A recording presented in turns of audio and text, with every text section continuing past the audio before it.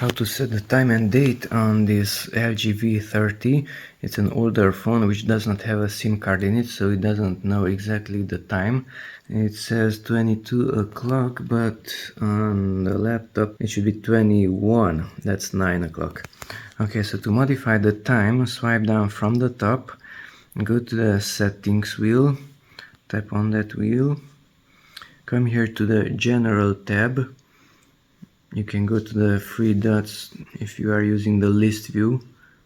Okay, so I'm going to use the tab view and go to the general tab. General. Now go down to the bottom to date and time. Tap on date and time. Uncheck this set automatically. It has to be gray. Now you can modify the time zone. Currently set to GMT +3. Now come here to the upper right corner, sort it alphabetically, and I'm currently in Germany. Let's select Berlin, for example. Berlin is here, and that is +2, GMT +2. Now if I select this +2, then the time should get to 21 o'clock. So Berlin, and it's set to 21.